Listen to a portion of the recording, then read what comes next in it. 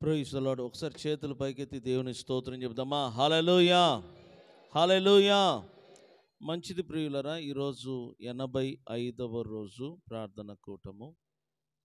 ఈ 85వ రోజు ప్రార్థన కూటములలో నిన్న రాత్రి చదువుకున్న అదే వాక్య భాగములను మరలా చదువుకుందాం.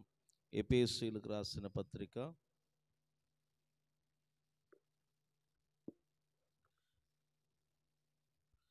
అధ్యాయము 4 25 నుండి చదువుకుందాం.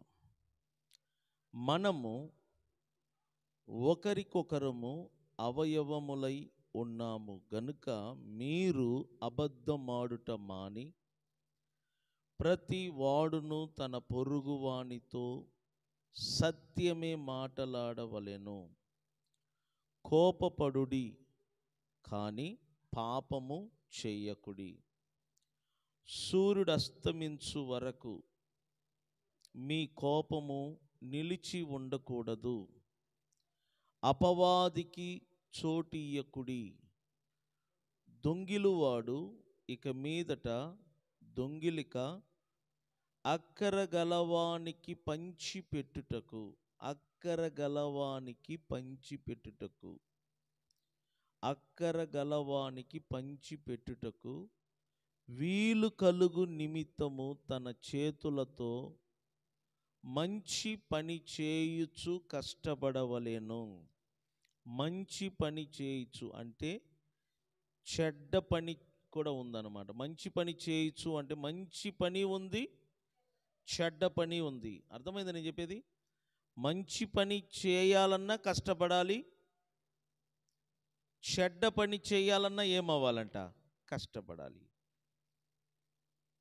పనులలో మంచి పని ఉంది, చెడ్డ పని ఉంది. గుర్తుపెట్టుకోండి, మనం చేసే పనులలో మంచి పని ఉంది, చెడ్డ పని ఉంది. ఏ పని చేసినా కష్టపడాలి. ఇప్పుడు నేను దొంగతనం చేయటానికి వెళ్తున్నాను. దొంగతనం చేయటం అంటే ఈజీ అంటారా, కష్టం అంటారా? చాలా కష్టం. ఎంతమందిని మనము బురిడి కొట్టాలా, ఎంతమంది కళ్ళు కప్పాలా దొంగతనం చేయాలంటే? చిన్న పని కాదు దొంగతనం చేయటం అంటే. కష్టపడాలా. కష్టపడితేనే ఆ దొంగతనము మనం సక్సెస్ఫుల్గా చేయగలం. గుర్తుపెట్టుకోండి,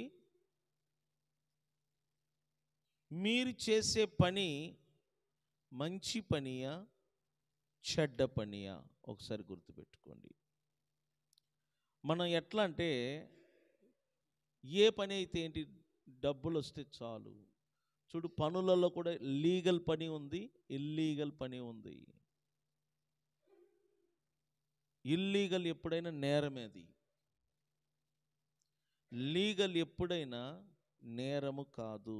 మనం మన మన చిన్నప్పటి నుంచి ఎలా అలవాటు పడ్డామంటే, రూపాయి వస్తే చాలు, ఏ పని అయితే ఏమైంది. గుర్తుపెట్టుకోండి, మంచి పని చెయ్యి, చెడ్డ పని మాత్రం చెయ్యవద్దు. మంచి పని కంటే చెడ్డ పని చేయు వారికి రూపాయి ఎక్కువ వస్తుంది. నా మాట అర్థమైందా? ఏ పని చేయు వారికి, చెడ్డ పని చేయు వారికి రూపాయి ఎక్కువ వస్తుంది. దొరికితే చాలా కష్టం అది. ఇప్పుడు సారా అమ్మటం, అది మంచి పనే, చెడ్డ పనే? రూపాయి వస్తుంది. స్త్రీలు ఒళ్ళు అమ్ముకొని పని చేస్తారు, అది మంచి పనే, చెడ్డ పనే? రూపాయి వస్తుంది.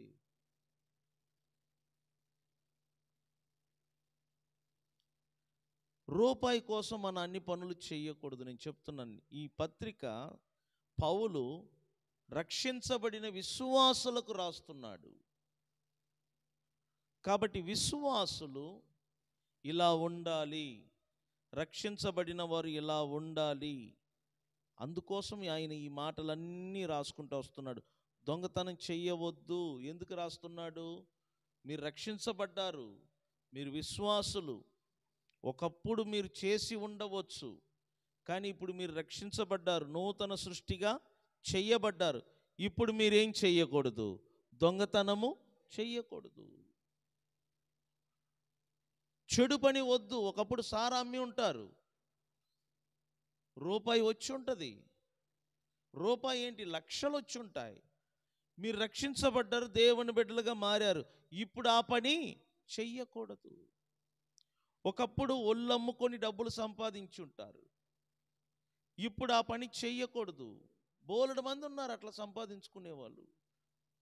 డబ్బు సంపాదించటానికి భూమి మీద ఎన్నో మార్గాలు ఉన్నాయి, నేను చెప్తున్నాను.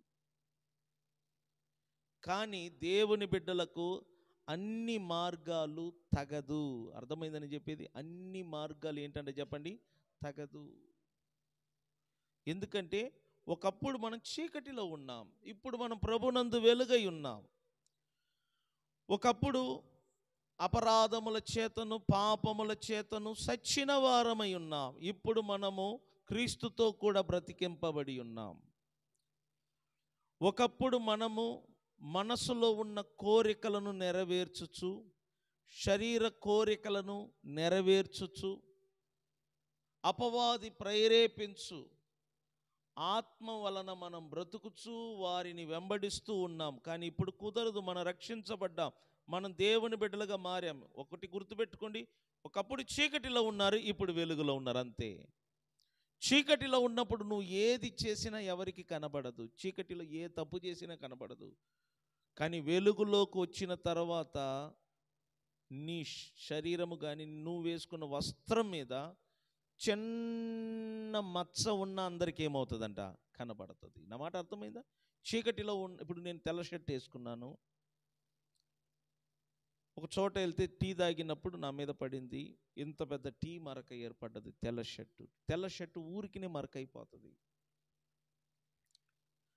చీకట్లో ఉన్నాను గనుక నేను వేసుకున్న షర్టు తెలుపు కూడా ఏ రంగులో కనబడుతుంది, చీకటిగా కనబడుతుంది. అందువలన మరకలు కనబడవు. కానీ వెలుగులోకి వచ్చిన తర్వాత నేను వేసుకుంది తెల్ల షర్టు కనుక మరక ఊరికినే కనబడుద్ది.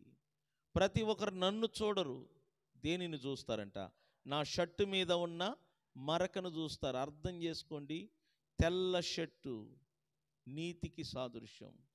ఇప్పుడు మీరు క్రీస్తునందు నీతిమంతులై ఉన్నారు. తెల్లని వస్త్రమును ధరించిన నీతిమంతులుగా మీరున్నారు. మీ మీద ఎంత మచ్చబడ్డ బురదబడ్డ అందరికీ కనబడుద్ది. కాబట్టి పౌలు అంటున్నాడు, జాగ్రత్తగా బ్రతకండి, మంచి పని చేయుచు కష్టపడండి, కష్టపడవలెను. అది కూడా చూడు, ఇతరులకు పంచి పెట్టడానికి. ఎందుకు కష్టపడి పని చేయమంటున్నాడు? అక్కరగా ఉన్న వారికి ఏంటంటే చెప్పండి, మీరు దొంగతనం చెయ్యకుండా అక్కర గలవానికి పంచిపెట్టుటకు, అక్కర గలవానికి పంచిపెట్టుటకు మీరు ఏ పని చెయ్యవలెను? మీ చేతులారా మంచి పని చెయ్యవలెను. నేను అదే చెప్తున్నాను, వ్యాపారం కానీ పని కానీ ఏదైనా సరే డబ్బు కోసమే. మన మైండ్ సెట్ ఎట్లా ఉండదంటే, మనకెందుకు రూపాయి ఇస్తున్నారు మనం పోతున్నాం, అలా ఉండకూడదు. రూపాయి కోసం, నేను పదే పదే చెప్తున్నాను, రూపాయి కొరకు కకృతి పడకూడదు. మనము రూపాయి కోసము ఏ పని అయినా చేయువారుగా మనం ఉండకూడదు. ఆ వైరాగ్యం ఎప్పుడు మనలోనికి వస్తుందో అప్పుడు మనము స్టడీగా నిలబడతాం. ఎందుకంటే వాళ్ళు ఏది చేసుకుంటే మనకేంటి, మనకు రూపాయి ఇస్తారు. సిటీలోనే కాదు, పల్లెల్లో కూడా జరుగుతుంది అది. లాడ్జిలు ఉంటాయి, ఈ లాడ్జిలలో వ్యభిచారం చేస్తారు, అక్రమ సంబంధాలు. దానికి కాపలా, రూము, వీటన్నిటికీ బిల్లు కడతారన్నమాట. న్యూస్ వీడు ఒక లాడ్జికి భాస్కరరావు తీసుకెళ్ళాడు, మా ఫ్రెండ్స్ వచ్చినప్పుడు. నేను వాళ్ళని అక్కడ ఉంచాలనే ఉద్దేశంలో తీసుకెళ్ళాడు. నేను అడిగా, భాస్కరరావు రూమ్ ఉంటుంది చూడనా అని. రాన్నయాన్ని చూస్తే నాకెందుకు నచ్చలా, నా మనసు ఒప్పుకోలా. చాలా బాగున్నాయి రూమ్లు, అన్నీ బాగుంది, నా మనసు ఒప్పుకోలా. భాస్కరరావుని అడిగి, ఏంటి భాస్కరరావు ఇలా ఉంది రూములు అంటే, అన్న నేను చెప్పకూడదులే అన్న ఇవన్నీ అన్నాడు. ఏంటి నాన్న అన్న, ఇక్కడ గాలికి తిరిగే వాళ్ళందరూ ఇక్కడికి వస్తారన్న, దొంగతనంగా కలవటానికి ఈ లాడ్జికి వస్తారు. ఖాళీగా రూమ్ ఉండటం ఎందుకు, మనకు డబ్బులు కావాలని లాడ్జి వాళ్ళు కూడా వీళ్ళకి రూములు ఇస్తారు. సో దీన్ని బట్టి మనకు అర్థమవుతుంది ఏంటంటే, డబ్బు కోసం, అది తప్పైన పని అయినా కూడా అనేకులు చేస్తున్నారు. కేవలం దేనికోసం అంట, డబ్బు కోసం. నేను ఒకటే చెప్తున్నాను, ప్రపంచంలో యుద్ధాలు జరిగినా, గొడవలు జరిగినా, పాపాలు జరిగినా దేనికోసం అంట, కేవలం డబ్బు కోసమే.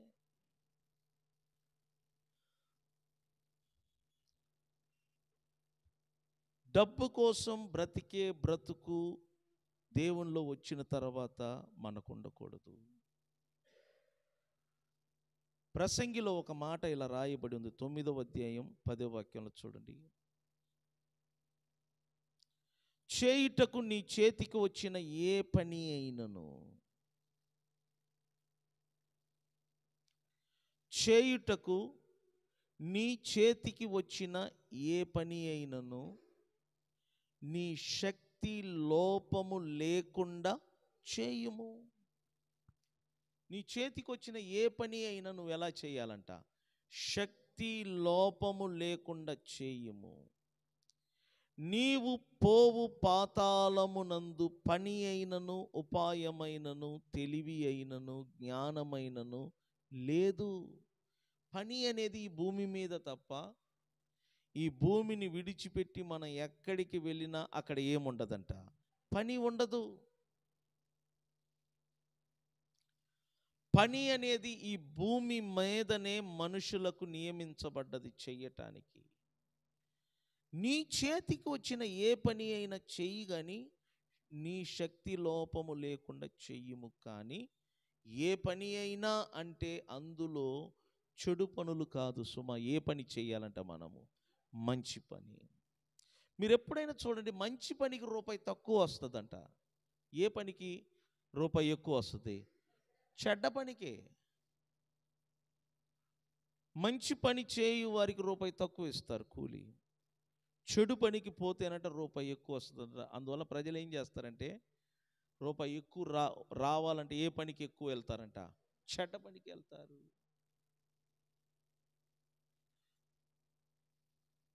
ఈ సారా వ్యాపారం చేసి సంపాదించిన కుటుంబాలను మీరు పరీక్షించండి.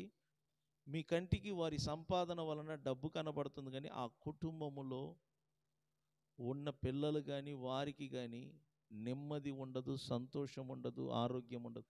లైఫ్ అంటే ఏంటి తెలిసిన, సంతోషంగా భూమి మీద తృప్తిగా హాయిగా కుటుంబముతో పిల్లలతో కలిసి ఉండటమే నిజమైన జీవితం.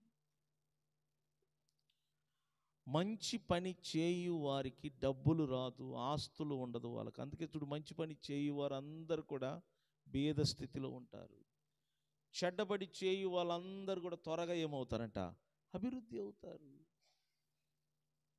ఎంత అభివృద్ధి అవుతారో ఒకరోజు అంతకంతకు వారు ఏమవుతారంట, కింద పడిపోతారు. ఒక చెట్టు ఎంత వేగంగా పెరుగుతుందో దాని అర్థం ఏంటి, పెరుగుదల ఎందుకంట, విరుగుడు కోసమే. ఏంట సామెత ఉంది కదా, పెరుగుదల దేనికోసం అంట, విరుగుడు కోసం.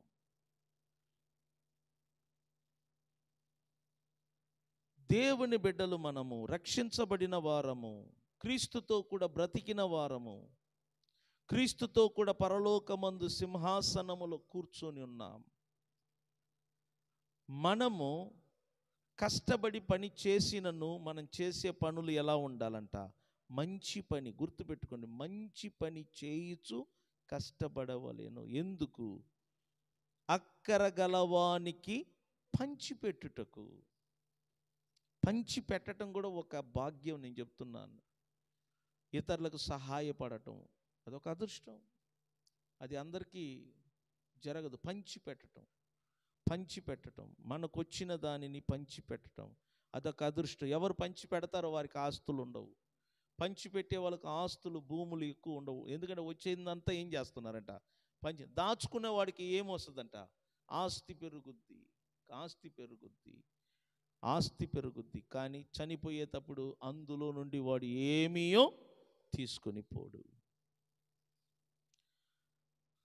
29 ఎఫెసీయులకు రాసిన పత్రిక 5:29. వినువారికి మేలు కలుగునట్లు, ఇది నేర్చుకోండి ఫస్ట్. నీ మాటలు వినువారికి ఏం కలగాలంట? మేలు కలుగునట్లు. చూసారా? నీ మాటలు వినువారికి మేలు కలుగునట్లు క్షేమాభివృద్ధికరమైన అనుకూల వచనమునే పలుకుడి.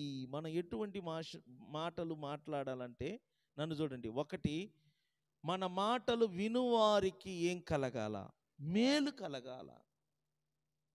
వింటున్నప్పుడు మేలు కలగాల. ఒకటి. రెండు, అనుకూల సమయం అంట. ఏంటంటే చెప్పండి? అనుకూలమైన,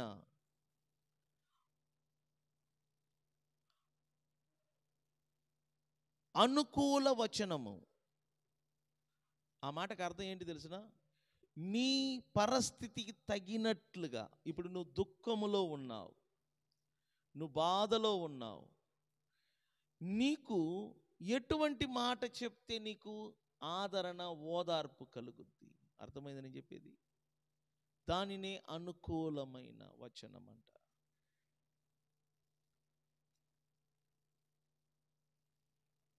సమయ సందర్భమైన మాటలు. ఏది? సమయోచితమైన మాటలు. ఏంటంటే చెప్పండి? సమయోచితమైన మాటలు అంటే సమయ సందర్భాన్ని బట్టి పలుకు మాటలంట. వెండి, బంగారు పళ్ళెములో పెట్టబడిన పండ్లు వంటిది. నీ ఇంటి పరిస్థితిని బట్టి, నీ కుటుంబ పరిస్థితిని బట్టి మాటలాడటం నేర్చుకోవాలి. ఇప్పుడు నువ్వు దుఃఖములో ఉన్నావు, నువ్వు బాధలో ఉన్నావు, నిన్ను ఓదార్చాలనా? దుఃఖములో, బాధలో ఉన్నవారిని చేసి ఎగతాళి, హేళన చేయటం ఏది కరెక్ట్? ఇందులో ఓదార్చటం కరెక్ట్. దుఃఖములో, బాధలో ఉన్నవారంట ఎవరైనా నన్ను ఓదారుస్తారా అని ఎదురు చూస్తారంట. కాబట్టి వాళ్ళు ఏం చేస్తారంటే, ఓదార్చే వాళ్ళు ఎవరైనా ఉంటే వాళ్ళ దగ్గర పోయి కూర్చుంటారంట. ఎందుకంటే వారి మాటలు వీరికి ఎలా అనిపిస్తుందంట? ఓదార్పు. నువ్వు ఓదార్పు, ఆదరణ కలిగి నువ్వు మాట్లాడటం నేర్చుకుంటే, నేను చెప్తున్నా, నీ మాట వినటానికి జనాలంట వస్తారంట. కొద్దిసేపు నీ దగ్గర కూర్చోవాలని. నా దగ్గరికి వచ్చి కూర్చుంటారు. ఒక్కొక్కసారి నాకు బాధ అనిపిస్తూ ఉంటుంది. ఎందుకంటే 1-2 గంటలు కూర్చుంటున్నప్పుడు ఎన్ని ఇబ్బందిగా అనిపిస్తూ ఉంటుంది. మరలా ఏమంటారు తెలిసిన? మీతో కూర్చుంటే నెమ్మదిగా ఉంటుంది, పీస్ఫుల్గా ఉంటుందండి, హ్యాపీగా ఉంటుందండి, అందుకే మీ కాడికి వస్తున్నా, మీరు ఏమనుకోవద్దు అంటారు. ఎందుకు వాళ్ళు ఆ మాట అంటున్నారంటే, వాళ్ళు నా దగ్గర కూర్చున్నప్పుడు వారిని ఎగతాళి చేయటం, వారిని అపహాసించటం, వారిని ఎత్తి పొడవటం, ఇటువంటిది ఎప్పుడు నేను మాట్లాడను. వాళ్ళు ఏదైనా మాట్లాడుతున్నప్పుడు వింటాను, ఎక్కువ వింటాను వాళ్ళు చెప్పేది. ఒకవేళ వాళ్ళు దేవునిలో లేకపోతే, దేవునికి దూరం అవుతున్నట్లుగా ఉంటే మాత్రం వార్నింగ్ ఇస్తాను. అది నా డ్యూటీ. అది మీరు బైబిల్ చదివితే తెలుసు. దైవజనుడు గద్దించుటకును, బుద్ధి చెప్పుటకును, హెచ్చరించుటకును ఏమై ఉన్నాడట? సమర్థుడు. ఆడే దైవజనుడు.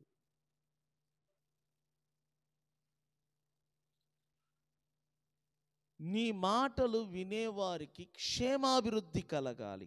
క్షేమములోను అభివృద్ధి కలగాలి, అభివృద్ధి కలగాలి. నీ మాటలు వింటున్న వారికి క్షేమాభివృద్ధి కలగాలి. వారి పరిస్థితిని బట్టి, వారికి అనుకూలమైన పరిస్థితిని బట్టి నువ్వు వారికి అనుకూల వచనము, సమయ సందర్భాన్ని బట్టి మాటలు మాట్లాడాలా. ఎలా? ఇప్పుడు చావుల దగ్గరికి వెళ్తున్నాం. చావు దగ్గర పరిస్థితి ఏంటి? కోల్పోయి బాధపడుతున్నారు. వారి ఇంట్లో ఒక అతను చనిపోయాడు, తండ్రి చనిపోయాడు, బిడ్డలు బాధపడుతున్నారు. మరి అక్కడ నేను ఎలా మాట్లాడాలా? చావు ఇంట్లో ఎలా మాట్లాడాలా? తండ్రిని కోల్పోయిన ఆ కుటుంబానికి, యజమానుని కోల్పోయిన ఆ భార్యకు, కుమారుని కోల్పోయిన ఆ తల్లిదండ్రులకు నేను ఎటువంటి మాటలు చెప్పాలా? ఏం కాదులే, పోతే పోయిడు, మీరు హ్యాపీగా ఉంటారు, అది అనుకూల వచనమా?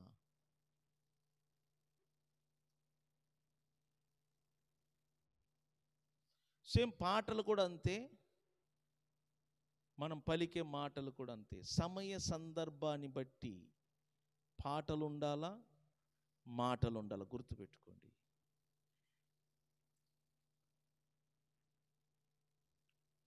సచినోని గురించి ఏడవగాకండి, మీరు హ్యాపీగా ఉండండి అంటే చుట్టుపక్కల ఏమంటారంటే, అదేంట్రా తండ్రిని పోగొట్టుకొని వాళ్ళు బాధపడుతుండే, ఇదేం మాటలు, ఇది నువ్వేం పాస్టర్ అంటారు. సో ఓదార్పు వాళ్ళకి అవసరం. అంటే ఒక పాస్టర్కి వారికి ఏది అవసరమో, ఏ సమయంలో ఏది చెప్పాలనో అది ఆయనకు తెలియాలి. పాస్టర్కే కాదు, ప్రతి విశ్వాసికి కూడా. ఇప్పుడు ఈ కుటుంబానికి ఏం కావాలా?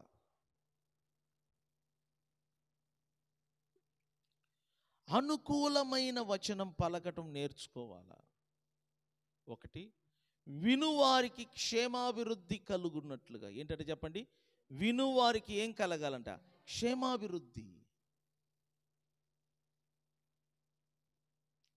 వినువారికి క్షేమాభివృద్ధి ఒకటి, అనుకూల వచనం పలకటం ఒకటి, వినువారికి మేలు కలుగునట్లుగా ఏం కలగాలంట? ఇప్పుడు చూడండి, చిన్న విషయం చెప్తున్నాను, నాకు సంవత్సరం గుర్తు రాలేదు, కానీ రాజంపేట అనే ఒక ప్రాంతానికి వాక్యం చెప్పటానికి పిలువబడ్డాను. 2 రోజులు, మధ్యాహ్నము రాత్రి 2 రోజులు. చాలామంది జనం వచ్చారు. దగ్గర దగ్గర ఒక చర్చ్ కాంపౌండ్లో 600 మంది 700 మంది కంటే పైన ఉంటారు. వాక్యమంతా పూర్తయిన తర్వాత ఒకేసారి గుంపులుగా వచ్చి నిలబడ్డారు ప్రార్థన చేయించుకోవటానికి. నా వలన కాల ఆ రోజు.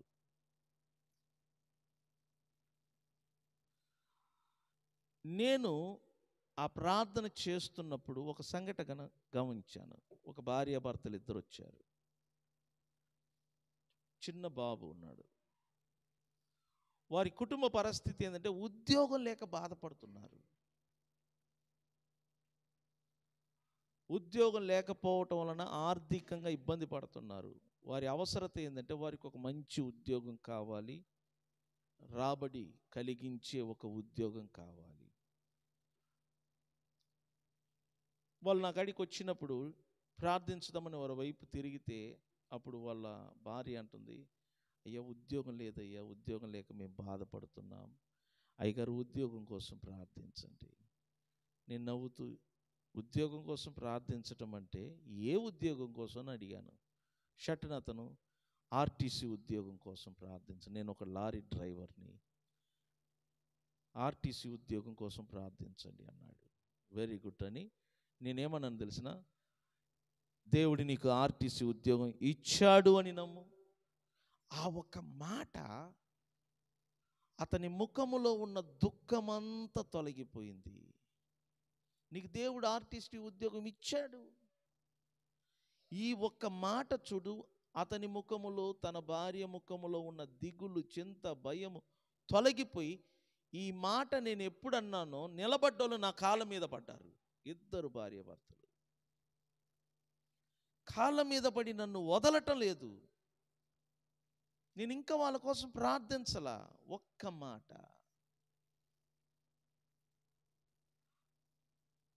నాకు అర్థమైంది ఏంటంటే, వారు ఈ ఒక్క మాటకింత సంతోషపడ్డారంటే వారు ఎంత దుఃఖములో ఉండి ఉంటారు. నాకు అర్థమైంది. ఎంతమంది బాధపడే మాట అని ఉంటారు. జనమంట చాలామంది బాధల్లో, దిగుల్లో, చింతలో గడుపుతూ ఉంటారంట. నిరీక్షణ ఉండదు. బైబిల్ ఉంది కదా, అన్య జనులకు ఏముండదంట? నిరీక్షణ అంటే ఏంటి తెలిసిన? రేపు ఏం జరుగుద్దో, పిల్లల పరిస్థితులు ఏంటో, మా అబ్బాయి ఏమవుతాడు, ఉద్యోగం వస్తుందో రాదో, అమ్మాయికి ఉద్యోగం వస్తుందో రాదో, మంచి సంబంధాలు వస్తాయో రావో, ఇల్లు కట్టుకుంటామో కట్టుకోము, మా అమ్మాయిని అల్లుడు చూసుకుంటాడో చూసుకోడు, ఇంటికి వచ్చిన కోడలు మమ్మలను చూసుకుంటుందో చూసుకోవు. రేపు పరిస్థితి ఏంటి? రేట్లు పెరిగిపోతున్నాయి, ఖరీదు పెరిగిపోతున్నాయి, ఎలా బ్రతుకుతాం? మా పిల్లలు మమ్మల్ని పోషిస్తారో పోషించరో? ఇలాంటి ఆలోచన ఎవరికి ఉంటుందంటే నిరీక్షణ లేని వారికి. అర్థమైందా? ఎవరికంట? సో నిరీక్షణ అంటే ఎలా ఉంటుంది తెలిసిన? నా దేవుడు నాకు తోడుగా ఉన్నాడు, ఖచ్చితంగా మా అబ్బాయికి మంచి ఉద్యోగం వస్తుంది, మా పిల్లలు మమ్మల్ని గ్యారంటీగా బాగు చూసుకుంటారు, మా అమ్మాయి మమ్మల్ని బాగు చూసుకుంటుంది, మా అమ్మాయి బాగా చదువుతుంది, మా అమ్మాయి ఖచ్చితంగా ఉద్యోగం వస్తుంది, మా పిల్లలకు మంచి వివాహ సంబంధాలు దేవుడు ఇస్తాడు, ఎన్ని తెగులు రోగాలు వచ్చినా మేము ఆరోగ్యంగా బ్రతుకుతాం, ఎంత రేట్లు పెరిగినా మేము భయము లేకుండా బ్రతుకుతాం, మా దేవుడు మమ్మలను పోషిస్తాడు, మా దేవుడు మమ్మలను కాపాడుతాడు, మా దేవుడు మమ్మలను స్వస్థపరుస్తాడు, మాకు దిగులు, చింత, భయము, వేదన, విచారములు ఇవన్నీ మాకు ఉండదు. మేము దేవుని బిడ్డలం, మేము అబ్రహాము సంతానం. రేపటి గురించి మాకు దిగులు ఉండదు, వచ్చే వారం గురించి దిగులు ఉండదు, వచ్చే సంవత్సరం గురించి దిగులు ఉండదు. పెట్రోల్ రేటు పెరిగినా మేము బండి దోల్తాం, పెట్రోల్ రేటు పెరిగిపోయినా మేము కారు దోల్తాం, మా దేవుడు మాకు సప్లై చేస్తాడు. దీన్ని ఏమంటారంట? నిరీక్షణ. సో బైబిల్ ఏమంది? మీరు శరీరమందు అన్యజనులుగా ఉన్నప్పుడు మీరు నిరీక్షణ లేని వారై ఉన్నారు. ఏమీ లేని వారైంట. అవును. ఎందుకు చాలామందికి రోగాలు వస్తుంది, చాలామంది అనారోగ్యానికి పాలవటానికి మెయిన్ కారణం ఏంటి తెలిసిన? కాన్ఫిడెంట్ లేకపోవటం, నిరీక్షణ, నమ్మకం లేకపోవటం, భయం లోపల ఉంటుంది. భయం అంటే లోపల పనిచేస్తుంది. నేను అడుగుతూ ఉంటాను, మాకేం భయం లేదు. పొరపాటు అది. ఆలోచిస్తున్నారు, మేమేం ఆలోచించట్లేదు. పొరపాటు. ఆలోచించటం వలన శరీరములో మార్పు వస్తుంది. ఎందుకు ఆలోచన? నిరీక్షణ లేదు, నమ్మకం లేదు. దేవుడు బైబిల్ గ్రంథాన్ని ఎందుకు ఇచ్చాడు తెలిసిన? తన యందు నమ్మకము గలవారిని దేవుడు ఎలా కాపాడాడు, ఎలా పోషించాడు ఇందులో రాయబడి ఉంది. అవి మీరు చదివి తెలుసుకోవటం వలన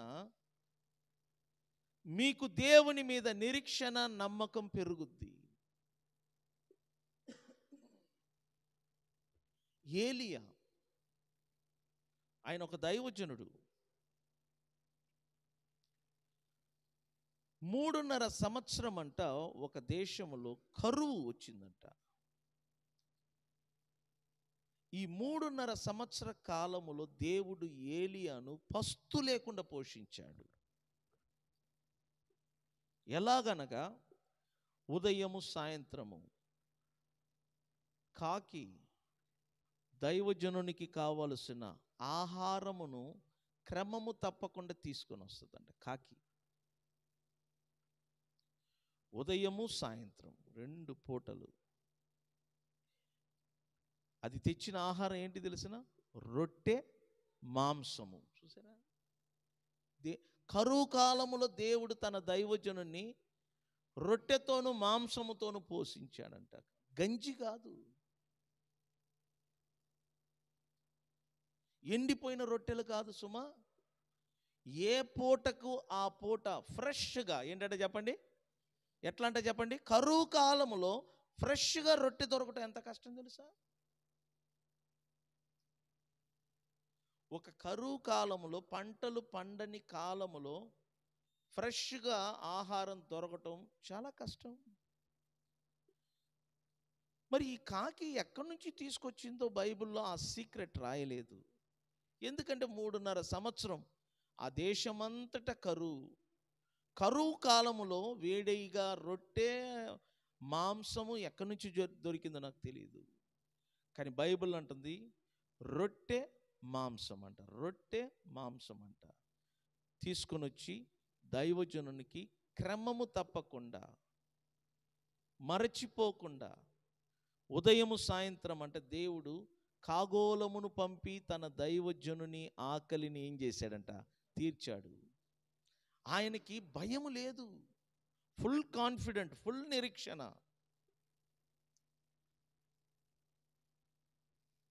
ఆ రొట్టెను మాంసమును తిని అక్కడున్న వాగు నీరు తాగేవాడంట. నీరు వర్షం 3.5 సంవత్సరం లేకపోవటం వలన ఆ వాగులో ఉన్న నీరు రాను రాను ఏమవుతుందంట, ఎండిపోతుందంట. అయినా ఈయనకు దిగులు లేదు.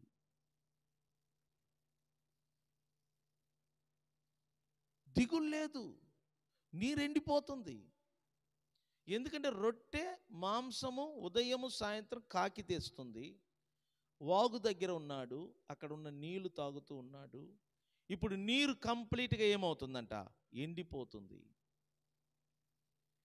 అమ్మ నీళ్ళు ఎండిపోతుంది, ఎట్లా ఎట్లా? ఒక్కొక్కసారి నేను గమనించాను,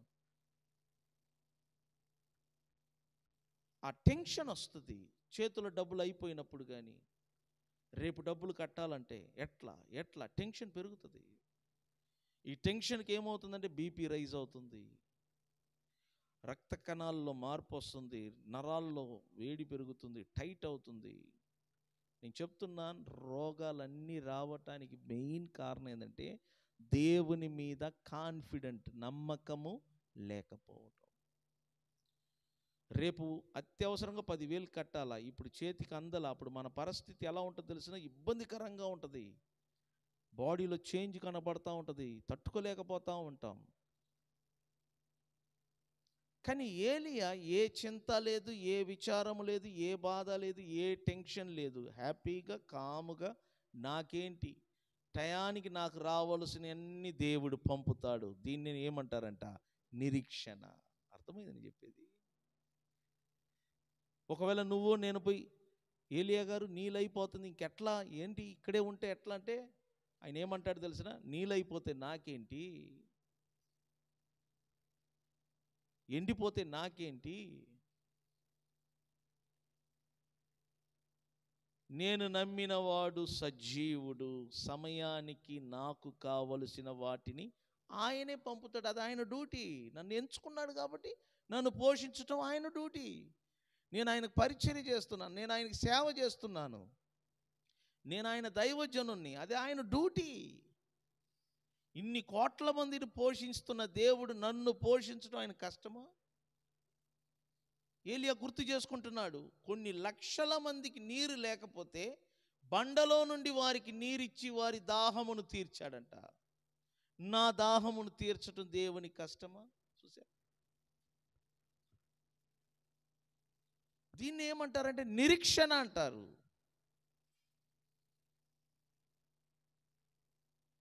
అసలు ఏలియాకు బాధ లేదు, దేవునికి బాధ. ఏలియాను పస్తు లేకుండా ఏం చెయ్యాలా, పోషించాలా. సో వెంటనే దేవుడు మాట్లాడుతున్నాడు ఏలియాతో, ఏలియా నువ్వు అర్జెంటుగా స్థలాన్ని ఖాళీ చేయి, నీరు ఎండిపోతుంది. నిన్ను పోషించుటకు నేను షారేపాత్ అనే ఊరిలో ఒక విధవరాలను, బీద విధవరాలను ఎంచుకున్నాను. ఏమన్నాడు దేవుడు, నిన్ను పోషించుటకు నేను షారేపాత్ అనే ఊరిలో ఒక బీద విధవరాలను ఏం చేశాను, ఎన్నుకున్నాను. ఎవరిని పోషించటానికి, ఏలియాను పోషించటానికి. వామ్మ ఇక్కడి నుంచి మళ్ళీ నేను ఎక్కడికి వెళ్ళాను, బీద విధవరాలు అంటున్నావు, బీద విధవరాలు అంటున్నావు, ఆమె అక్కడ ఉంటుందో ఉండదు, ఈ కరువు కాలంలో నాకెక్కడి నుంచి వస్తుంది, నిన్ను ఎట్ట పోషిస్తుంది, ఈ ప్రశ్నలు వేయలా. అంతా ఆయనే చూసుకుంటాడు. నేరుగా ఊరికి వెళ్ళాడు. వెళితే మరీ బీదలు, వారు నిరుపేదలు, ఏమీ లేదు ఇంట్లో. కొంచెం పిండి కొంచెం నూనె ఉందంట. అక్కడ కండిషన్ ఏంటి తెలిసిన, ఆ కొంచెం పిండితో కొంచెం నూనెతో ఒక రొట్టె మాత్రం వస్తుందంట. ఒక రొట్టె తయారయ్యేటట్లుగా పిండి ఉందంతే.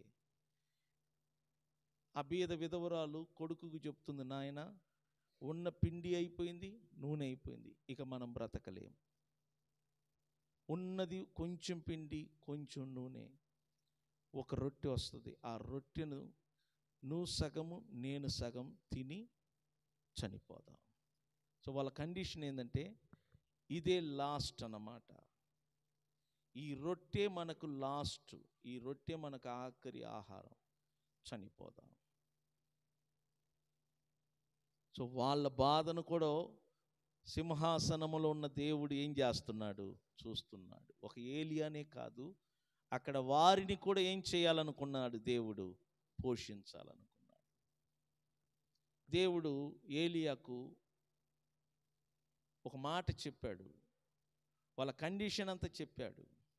నువ్వు వెళ్ళు, వాళ్ళ దగ్గర కొంచెం పిండి కొంచెం నూనె ఉంది, ఆ కొంచెం పిండితో ఆ నూనెతో ఒక రొట్టె తయారవుతుంది. ఆ రొట్టె ఫస్ట్ నీకు పెట్టమని నువ్వు అడుగు. వారు ఎప్పుడు నీకు పెడతారో అప్పుడు నేను వారిని అత్యధికంగా ఏం చేస్తాను? ఆశీర్వదిస్తాను.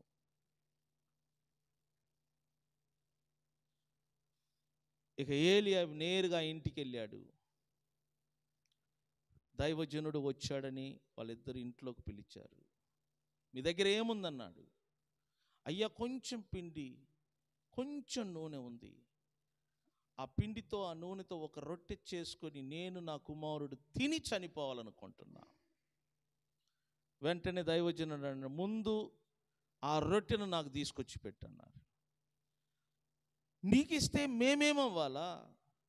నీకిస్తే నేను నా కుమారుడు ఏమవ్వాలా? ఉన్నది కొంచెం పిండి, ఉన్నది కొంచెం నూనె, వచ్చేది ఒక రొట్టె. ఆ రొట్టె మీకిస్తే మా పరిస్థితి ఏంటి? మేము అది తిని చనిపోవాలనుకుంటున్నా. కానీ ఏలియా నాకు ముందు పెట్టని ఖచ్చితంగా మాట్లాడాడు. ఎప్పుడైనా దైవజనుడు విశ్వాసులు క్షేమము అభివృద్ధిని కోరుతాడు. అందుకని ఖచ్చితంగా చెప్తాడు, మీరు ఇవ్వటం వలన దేవుడు మిమ్మల్ని ఏం చేస్తాడు? అది గుర్తుపెట్టుకోండి. ఏలియాకు దేవుడు నేర్పిన పాఠం అది. నువ్వు అడుగు, వాళ్ళు ఇస్తారు.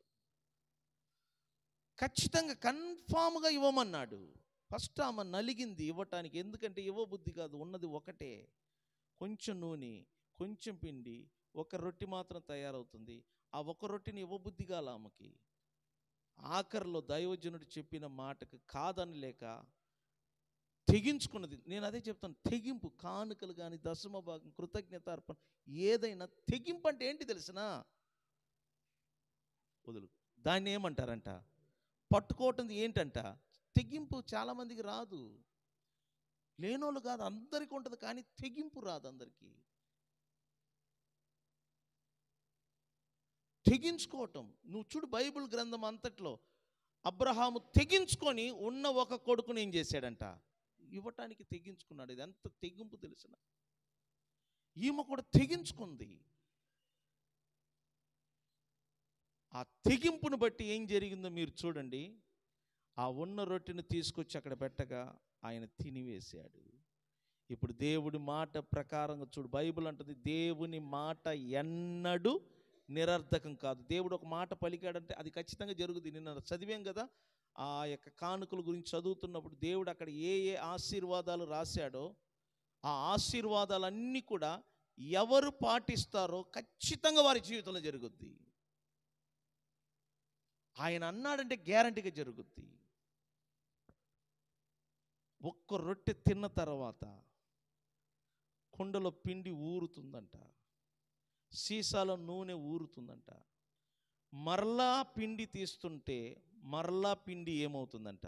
ఊరుతుంది. ఓట బావిలో చూడు, నీరు వాడే కొలది బావిలో నీరు ఏమవుతుందంట?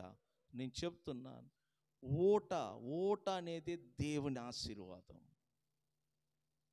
తొట్టికి బావికి తేడా ఉంది. తొట్టిలో మనం పోసే నీళ్ళే ఉంటుంది, అది వాడితే నీళ్ళు ఉండదు. బావి అట్లా కాదు, మనము పొయ్యము కానీ మనం వాడుకుంటాం. తొట్టి అట్లా కాదు, మనం పోసిన నీళ్లను మాత్రమే మనం ఏం చేస్తామంట? వాడుకుంటాం.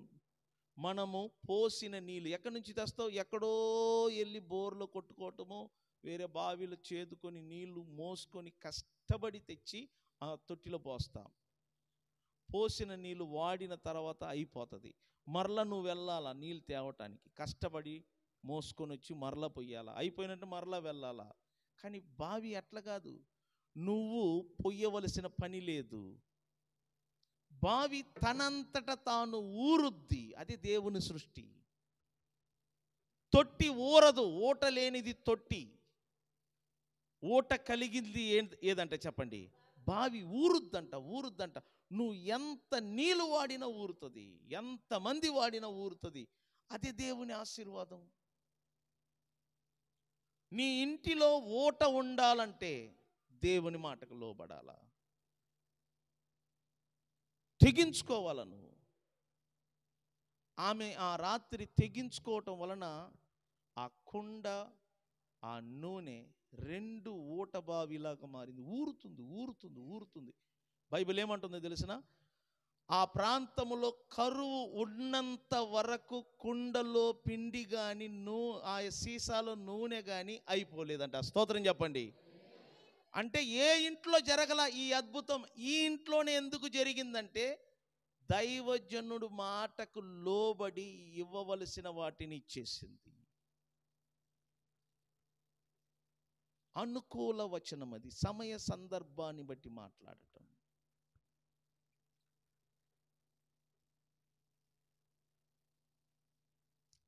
నీ మాటలు అలా ఉండాలా, కాన్ఫిడెంట్. చాలామంది మన చుట్టూ ఉన్నారు. మీరు అనుకుంటా 100 కోట్లు ఉంటే ధైర్యం. నేను చెప్తున్నా, 100 కోట్లు ఉన్నవాడికి కూడా లోపల నమ్మకం ఉండదు, భయంగా బతుకుతారు. మీరు అనుకుంటే 1,00,000 కోట్లు ఉంటే వాళ్ళందరూ ధైర్యంగా బ్రతుకుతారు. లేదు సుమా.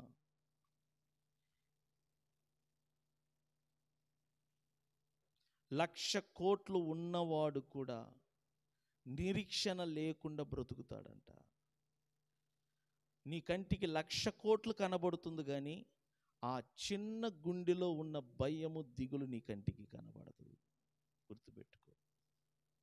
ఇప్పుడు మనకు ప్రైమ్ మినిస్టర్ మోడీ గారు లోపల ఎంత భయం ఉంటుందో, ఎంత దిగులు ఉంటుందో ఆయన నోరు విప్పితే మాత్రం తెలియదు బయటికి. ఇప్పుడు మనకు ముఖ్యమంత్రి లోపల ఎంత దిగులు, భయము, చింత, విచారం ఉంటుందో ఆయన చెప్తే తప్ప బయటికి రాదు. వాళ్ళకుండే భయం వాళ్ళకుంటుంది. ఏ చెట్టుకున్న బరువు ఆ చెట్టుకుంటుందంట. వాళ్ళ భయం ఏంటి తెలిసిన, రేపు నా కొడుకు సీఎం అవుతాడా, అవడా, ఈ పార్టీ ఏమవుతుంది, ఈ ఆస్తులు ఏమవుతాయి, దాచిన సొమ్ములు ఏమవుతాయి, నెక్స్ట్ ఎలక్షన్లో నేను ఒకవేళ ఓడిపోతే నా పరిస్థితి ఏంటి, నెక్స్ట్ ఎలక్షన్లో నేను ఓడిపోయి మరొక వ్యక్తి సీఎం అయితే నన్ను ఏం చేస్తాడు. లోపల ఈ ఆలోచనలు ఉంటాయి సుమా. మీరు అనుకుంటున్నారు వాళ్ళకేంటి 1,00,000 కోట్లు ఉంది. అసలు చెట్టు కింద గుడిసె వేసుకున్న వాడికేనంట దిగులు, చింత ఉండకుండా బ్రతుకుతాడంట. వాడంత హ్యాపీ ఎవడు బతకదు. ఏ చెట్టుకున్న బరువు ఆ చెట్టుకు ఉంటుంది. మనకు అనిపిస్తుంది అబ్బా ఆ కొమ్మకు భలే కాసిందని, కానీ ఆ చెట్టు అంటుంది మీరు ఆ కాసిన పండ్లు చూస్తున్నారు కానీ నేను వాటి బరువును ఏం చేయలేకపోతున్నాను. వాటికి నోరు ఉంటే అదే చెప్తుంది. నిరీక్షణ ప్రజలలో లేదు, నమ్మకము ప్రజలలో లేదు, కాన్ఫిడెంట్ ప్రజలలో లేదు. ప్రజలంట మేకప్ ద్వారా లోపల ఉన్న భయము, చింత వాటిని మరుగు చేస్తున్నారు. మేకప్ అంటే బయట బాగున్నట్టుగా నటించటం. కుటుంబంలో ఉన్న గొడవలు, అల్లర్లు ఇంట్లోనే మరుగు చేయటం. నేను మీకు చిన్న సలహా చెప్తున్నా, మీకు ఏదైనా బాధ ఉన్నా, కష్టం ఉన్నా మనసు విప్పి చెప్పుకోండి. అందరితో కాదు. కొంతమంది చెప్పుకోరు, లోపల పెట్టుకుంటారు. గుర్తుపెట్టుకుని లోపల పెట్టుకోవటం అది నిన్నే నాశనం చేస్తుంది. మనసు విప్పి చెప్పు. నీ బాధ, నీ వేదన, నీ చింత, నీ దిగులంట ఒకరి దగ్గర మనసు విప్పి చెప్పుకుంటేనంట ఆ బరువంతా పోతుందంట. అందరికీ చెప్పుకోవద్దు. నిన్ను ఓదార్చే వాళ్ళకి చెప్పు, నిన్ను ధైర్యపరిచే వాళ్ళకి చెప్పు.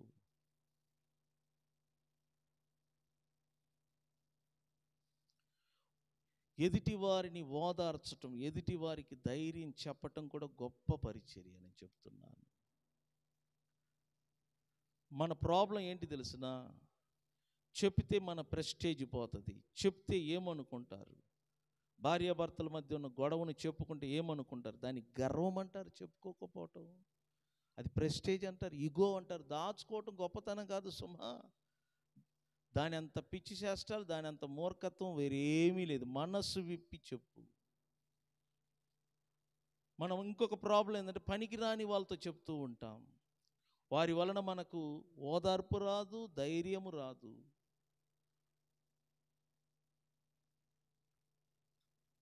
చాలామంది చదువు లేని వారు, బీద స్థితిలో ఉన్నవారు వారి బాధలు, కష్టాలు చెప్పుకోకుండా లోపల దాచుకొని సర్వనాశనం అవుతారంట. మానసిక రోగులుగా మారుతారు. అంటే వాళ్ళ ఆలోచన ఏంది? చెప్తే నన్ను ఏమనుకుంటారు, చెప్తే మమ్మల్ని ఏమనుకుంటారు, చెప్తే మమ్మలను చీప్గా చూస్తారు. పొరపాటు అది. నెగటివ్ థాట్స్ అంటారు. నీ నొప్పి, నీ బాధ, నీ వేదన, నీ దుఃఖము చెప్పినప్పుడే దేవుడు మరొక వ్యక్తిలో నుండి నీతో ఏం చేస్తాడంట? మాట్లాడతాడు. దేవుడు మాట్లాడతాడు. ఉదయం నుంచి సాయంత్రం వరకు ఇశ్రాయేలీలకు పరిచర్య చేయలేక, తీర్పు తీర్చలేక మోషే నలిగిపోతున్నాడు. మోషే బాధ అంత ఇంత కాదు. భార్య దగ్గరికి వెళ్ళలేకపోతున్నాడు, పిల్లల దగ్గరికి వెళ్ళలేకపోతున్నాడు, కుటుంబాన్ని పట్టించుకోలేకపోతున్నాడు. ఎందుకంటే లక్షల మంది ఇశ్రాయేలీలు చిన్న సమస్య వచ్చినా మోషే దగ్గరికి వచ్చేస్తున్నారు. ఏం చేయాలో తెలియట్లా. వాళ్ళ మామగారు ఒక అన్యజనుడు. ఆయన ప్రాబ్లమును మామగారికి చెప్తే ఆ మామగారు సలహా ఇచ్చాడు, నువ్వు చేయటం కరెక్ట్ కాదు మోషే, నువ్వు ఈ విధంగా నాయకులను ఏర్పాటు చేయి.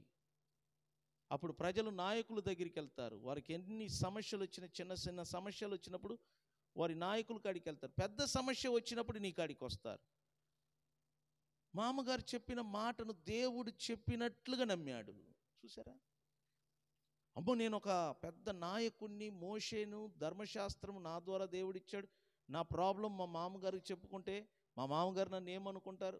వద్దు, ఇగో వద్దు.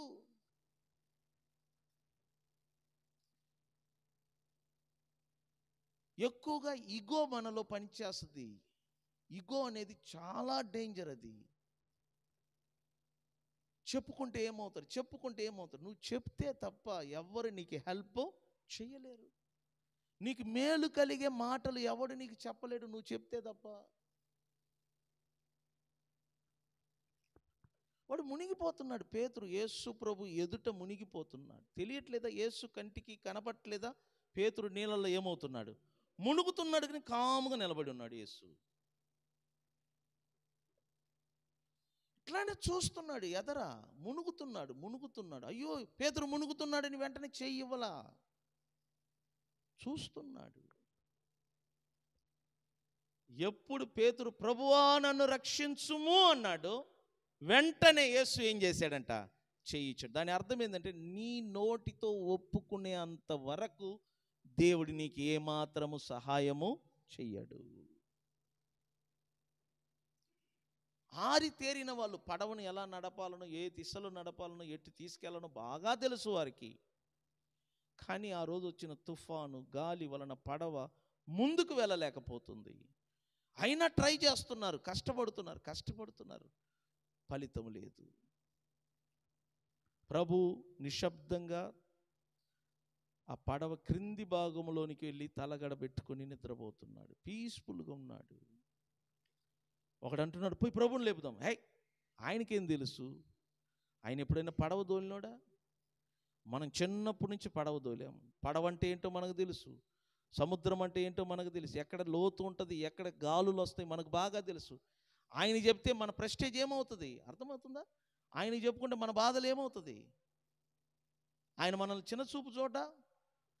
వీళ్ళు ఇలా అనుకుంటా పడవను ముందుకు వెనక్కు త్రొయ్యలేకపోతున్నారు. ఆఖరిలో ఒకడు ఏం చేసాడు, ఏమైనా కానీ నేను ప్రభువుని లేపుతాను, నేరుకెళ్ళి ప్రభువా ప్రభువా అని ఒక్క మాట, ప్రభువా మేము నశించటం నీకు ఇష్టమా అన్నాడు, అంతే.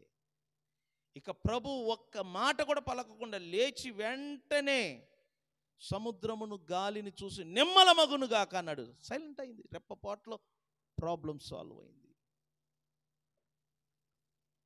కొన్ని కుటుంబాల్లో నెలలు నిలబడి ప్రాబ్లం సాల్వ్ అవ్వదు.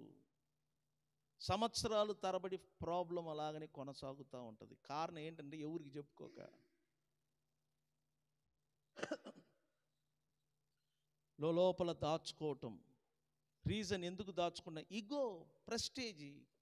వద్దు, నాశనం చేసుకోవద్దు జీవితాన్ని, కుటుంబాన్ని.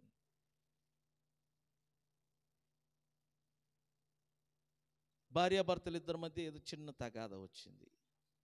అది సరైన వాళ్ళకి చెప్పి ఉంటే ఆ ప్రాబ్లం పెద్దదయ్యేది కాదు. దేవుని వాక్య జ్ఞానము లేని వారికి చెప్పుకోవటంలో పెద్ద గొడవ అయింది. నాకు చెప్పారు 70 మంది వచ్చారంట. ఎందుకు?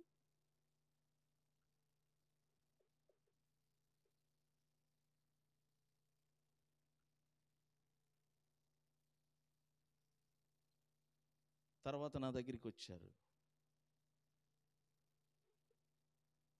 రాత్రి 11:30కు వచ్చారు. హ్యాపీగా మాట్లాడాం. ఒకరు ఏదేదో చెప్పబోతున్నారు. ఏది చెప్పవద్దు, జరిగింది మర్చిపోండి, హ్యాపీగా కూర్చోవాలి, రిలాక్స్ అవ్వు, కూల్గా ఉండండి అన్నాం. వెళ్ళిపోయారు. మరుసటి రోజు వచ్చారు స్వీట్ బాక్స్ తీసుకొని. హ్యాపీగా ఉన్నారంట, సంతోషంగా ఉన్నారంట. మూడో రోజు వచ్చారు, హ్యాపీగా వచ్చారు, హ్యాపీగా వెళ్ళారు.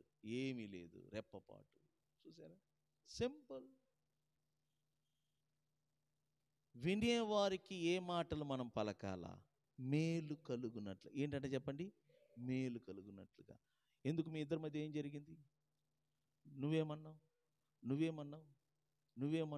ఇది మేలు కలిగేదా? నిప్పు మీద కెరోసిన్ పోసినట్ట? చెప్పండి. కొంతమందికి ఇది ఒక సరదా. ఏం జరిగిందో వీళ్ళు వినాలా, ఏం జరిగిందో వీరు వినే లోపల వీళ్ళిద్దరు కొట్టుకుంటారు. మీరు టీవీలో చూస్తాను కదా, బ్రతుకు బండి, ఏదో జట్కా బండి, వాళ్ళు వీళ్ళు ఎదురు కూర్చోబెట్టి కొట్టుకుంటున్నారు ఇద్దరు ముందు ఆ కెమెరాలో. దాని అర్థం ఏంటి? ఏం జరిగింది నీకు తెలుసుగా, నువ్వు మీడియేటర్గా మళ్ళా కెమెరా ముందు ఇవన్నీ అడగాలనా? కలహాత్మ అది. నీకు తెలుసు కదా ఇద్దరి మధ్య గొడవ జరిగింది, మళ్ళీ ఏం జరిగింది అడగటేంటి? అక్కడ మేలు కలగటానికి కాదు, కీడు కలగటానికి. నేను అది చెప్తున్నాను. మీరు అన్యజనులతో సహవాసం చేయవద్దు అనటానికి మెయిన్ కారణం అదే. ప్రాబ్లం సాల్వ్ అవ్వాలి కానీ పెరగకూడదు. 3 విషయాలు నేర్చుకోండి. మీరు దేవుని బిడ్డలు, రేపు మీరు పరిచర్య చేయాలి. ఇవన్నీ నేను ఎందుకు చెప్తున్నానంటే మీరు వినేవారు కాదు, మీరు కూడా వాక్యం చెప్పాలా, మీరు కూడా 10 మందికి వాక్యం చెప్పాలా. నా బాధ ఏంటంటే ఏ మాటలు వినని వాడు వాక్యం చెప్తున్నారు. మీరు ఇన్ని విషయాలు నేర్పుతున్నాను దేవుని కృపను బట్టి. మీరు వాక్యం చెప్పాలా, మీరు 10 మందికి దేవుని వాక్యం చెప్పాలా. మీరు కూడా నాలాగా మాట్లాడాలి, మీరు కూడా ఇతరులను చర్చికి నడిపించాలా, మీరు కూడా ఒక చర్చికి కాపరిగా మారాలా. అందుకే ఇవన్నీ చెప్తున్నాను. మీరేదో విని కానుకేయటానికి కాదు సుమా, మీరు నాలాగా మారాలని. మీరు కూడా ఒక కుటుంబంలో గొడవలు జరిగినప్పుడు మీరు వెళ్ళి పరిష్కరించాలా, మీరు తీర్పు తీర్చాలా. బైబిల్ అంటుంది కదా, సంఘం అంట లోకమును ఏం చేస్తుందంట? తీర్పు తీర్చే పని సంఘం ఉంది. నీ మాటలు వినువారికి మేలు కలిగించాలా. కాబట్టి నీ మాటలు చాలా జాగ్రత్త. నీ మాటలు విత్తనం వంటిది. నువ్వు మాట్లాడుతున్నావంటే ఎదుటి వారి మనసులో ఏం విత్తుతున్నావు? విత్తనం విత్తుతున్నావని అర్థం. నీ మాటలు వినువారికి మేలు కలగాల. 1, నీ మాటలు వినువారికి క్షేమాభివృద్ధి కలగాల. ఏం కలగాలంట? క్షేమాభివృద్ధి. 3, నీ మాటలు వినువారికి మేలు, క్షేమాభివృద్ధి, ఆరోగ్యము, స్వస్థత ఇవన్నీ కలగాలంటే సమయోచితమైన మాటలుగా ఉండాలి. నువ్వు మాట్లాడుతున్న ప్రతి మాట ఎలా ఉండాలంట? సమయోచితముగా, సమయ సందర్భాన్ని బట్టి. నేను ఇక్కడ నిలబడి మాట్లాడుతున్నప్పుడు ఒక్కొక్కసారి సమయ సందర్భాన్ని బట్టి హెచ్చరికలు వస్తూ ఉంటాయి, వార్నింగ్లు వస్తూ ఉంటాయి. ఖచ్చితంగా ఆ హెచ్చరిక వస్తుందంటే నేను అర్థం చేసుకుంటాను, ఆ తప్పు వీరిలో ఎవరిలో ఉండవచ్చు. సో వాళ్ళు ఏమనుకుంటారంటే, అంటే ఆ తప్పు ఎవరిలో ఉందో వారికి ఈ వాక్యం ఏమవుతుందంట, పొడుస్తుంది. వాళ్ళు ఏమనుకుంటారంటే, ఎవరో చెప్పారు. యథార్థంగా చెప్తున్నాను, ఇక్కడ నిలబడిన వాడికి ఎవరు ఏంటి చెప్పవలసిన పని లేదు. ఈ స్టేజ్ అలాంటిది, ఇది అభిషేకం. దేవుడు మీ హృదయములను ఎరిగి ఉన్నాడు. ఎవరికి ఏ మాట చెప్పాలా, ఎవరికి ఏ విషయం చెప్పాలా, ఏ సందర్భాన్ని బట్టి చెప్పాలా. కొన్నిసార్లు మాట్లాడుతుంటే ఒకరికి ఓదార్పు కలుగుతుంది, ఒకరికి కోపం కలుగుతుంది.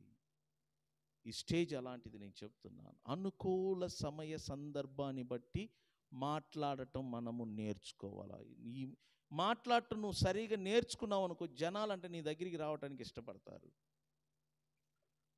నీ మాటలు కత్తిలాగా ఉండకూడదు, నీ మాటలు పొడిచినట్టు ఉండకూడదు. కత్తి ఉపయోగపడాలి ఎప్పుడు, సమయ సందర్భాన్ని బట్టి. కత్తి కొయ్యుటకు, నరుకుటకు, కానీ అన్ని వేళలో కత్తి పనిచేయదు. డాక్టర్లు అన్ని వేళలో ఇంజెక్షన్లు వాడరు, అన్ని వేళలో కత్తులు వాడరు. ఆపరేషన్ టైం వచ్చినప్పుడు ఎక్కడ కట్ చేయాలో, ఎక్కడ కొయ్యాలనో అప్పుడు ఏం వాడతారంట వాళ్ళు, అంటే అనుకూల సమయం సందర్భాన్ని బట్టి. దానికి జ్ఞానం కావాలా. ఇది 3 నేర్చుకోండి. మీరు మాట్లాడుతున్న ప్రతి మాటలు వినువారికి ఎలా ఉండాలా, 1. 2, వినువారికి ఏం కలగాల, క్షేమాభివృద్ధి. 3, సమయ సందర్భాన్ని బట్టి అనుకూలమైన వచనం. అంటే ఏంటంటే చెప్పండి, సమయ సందర్భాన్ని బట్టి నీ నోరేం చేయాలా, మాట్లాడ. దాన్ని ఏమంటారంటే అనుకూలమైన వచనము. ఇది మీరు నీ నోటి నుండి మాట్లాడటం నేర్చుకుంటే మీరు దేవుని సేవ చేయగలరు, 10 మందికి. నేను చెప్తున్న ఆశ అదే. మీరు ఎప్పుడు వినేవారుగా కూర్చోకూడదు. ప్రాణం పోయేలోపు నువ్వు కూడా ఒక స్థలానికి వెళ్ళి మాట చెప్పాలా, నువ్వు కూడా 10 మందికి వాక్యం చెప్పాలా, నువ్వు కూడా 10 మందిని ఎక్కడికి తీసుకురావాలా, యేసు దగ్గరికి. నువ్వు చనిపోయేలోపు దేవుని సేవ నువ్వు కూడా చేసావన్న మనస్తృప్తి నీకు కలగాల. ప్రజలంట బాధతో దుఃఖముతో ఉంటారంట, ఎవరైనా ఓదారుస్తారని ఎదురు చూస్తారంట. ఒక మేక పిల్ల తెలియక గుంటలో పడిపోయిందంట. ఆ మేక పిల్ల అంట, ఎవరైనా నన్ను చూస్తారా, గుంటలో పడిన నన్ను చూస్తారా, నన్ను చూసి ఎవరైనా పైకి లేవనెత్తుతారా అని ఆ మేక పిల్ల ఎదురు చూస్తూ ఉంటుంది. అట్లా ప్రపంచములో 800 కోట్ల మంది ఉన్నారు. ఈ 800 కోట్ల మంది ప్రజలు మనోభావం ఎలా ఉందో తెలిసిన, ఎవరైనా మంచి మాటలు చెప్తారా, ఎవరైనా ఓదారుస్తారా, ఎవరైనా నా కుటుంబానికి, నా పిల్లలకు అనుకూలమైన వచనం చెప్పేవాళ్ళు ఉన్నారా అని ఎదురు చూస్తుందంట ఈ ప్రపంచం. చెప్పేవాళ్ళు కావాలా. నిరీక్షణ లేకుండా, నమ్మకం లేకుండా, భయము, చింత, దిగులు, విచారణ, ఏమి త్రిందుమో, ఏమి త్రాగుదుమో, ఏమి ధరింతుదుమో, ఈ విచారణ కలిగి జీవిస్తున్నారు ప్రజలు. తాగుబోతు భర్త మారలేకపోతున్నాడు, తిరుగుబోతు భార్య మారలేకపోతుంది. ఇట్లా ప్రతి ఒక్కరు విచారణ కలిగి బ్రతుకుతున్నారు. వారికి మనము ఓదార్పు, వారికి మనము ధైర్యము, వారికి మనము నిరీక్షణ మాటలు అందించాలి. నేనొక్కడిని అందరికీ నేను చెయ్యలేను. మీరందరూ కూడా బయటికి వెళ్ళి మీ చుట్టూ ఉన్న వాళ్ళకి, మీ రక్త సంబంధులకు, మీ మీ మీ మీ బంధువులకు, మీ తోబుట్టువులకు మీరు చెప్పే ఆ నిరీక్షణ మాటలు, ధైర్యపరిచే మాటలు మీరు పలుకుతున్నప్పుడు అంట వారు అడుగుతారంట, ఇవన్నీ మీరు ఎక్కడ నేర్చుకున్నారు? మేము పలానా చర్చిలో నేర్చుకున్నాం. అయితే మేము కూడా అదే చర్చికి వస్తామంటారంట. స్తోత్రం చెప్దామా? మన స్వభావం ఎలా ఉందంటే, మనం ఇక్కడ వింటున్నాం, ఇక మనకు వేరే వాళ్ళతో పని లేదు. క్రైస్తవులు గుర్తుపెట్టుకుని, దేవుడు మనల్ని ఎందుకు పిలిచాడంటే, ఈ లోకమును మనము క్రీస్తు నామమును ప్రకటన చెయ్యటం. ఉప్పు అంటే ఏంటి? ప్రభావితం చెయ్యటం. మీరు లోకమునకు ఉప్పు అయి ఉన్నారు. మీరు ఇతరులను ప్రభావితం చెయ్యాలా, మీరు ఇతరులను క్రీస్తు దగ్గరికి తీసుకురావాలా, మీరు ఇతరులను దేవునిలో బలపడినట్లుగా మీరు మాట్లాడాలా. నేను ఒకటే చెప్తున్నా, మీ వలన 10 మంది చర్చికి దూరం అయితే అది మీకు శాపం. మీ వలన 10 మంది చర్చిలోనికి వస్తే అది మీకు ఆశీర్వాదం. సో మీ నోటి మాటలు జాగ్రత్తగా ఉండాలని తెలియచేస్తూ ఈ సమయాన్ని ముగిస్తున్నాను. లేచి నిలబడదాం.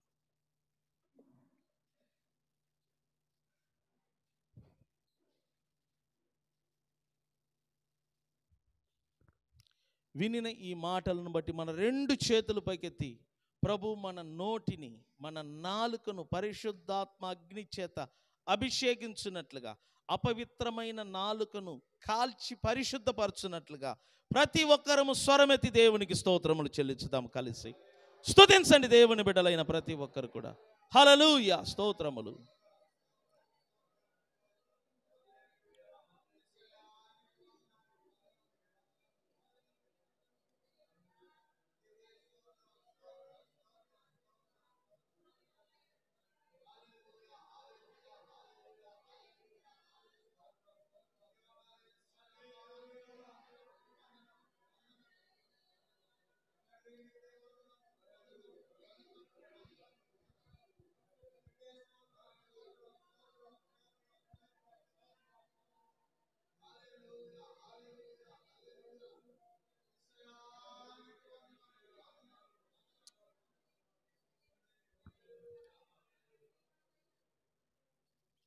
తండ్రి, రాత్రి అమూల్యమైన మాటల ద్వారా మీరు మాట్లాడారు. విన్న నీ బిడ్డలైన వారు గ్రహించి పాటించుటకు సహకరించండి. ఈ రాత్రి మంచి నిద్రను దయచేయండి. మరలా రేపు నీ సన్నిధికి వచ్చేంత వరకు నీ కృప, నీ కాపుదల ప్రతి బిడ్డలతో ఉంచమని యేసు నామమున ప్రార్థన ద్వారా అడిగి వేడుకుంటున్నాము పరమ తండ్రి, ఆమేన్. మన తండ్రి అయిన దేవుని ప్రేమ, ప్రభు అయిన యేసుక్రీస్తు యొక్క కృప, పరిశుద్ధాత్మ అన్యోన్య సహవాసం కూడి వచ్చిన మనందరికీ తోడై ఉండి నడిపించును గాక. ఆమేన్. చేతులపైకి ఎత్తి స్తోత్రం చెప్దామా? హల్లెలూయా, హల్లెలూయా, హల్లెలూయా. దేవుడు మిమ్మలను దీవించును గాక. God bless you all. God bless you. మంచిది.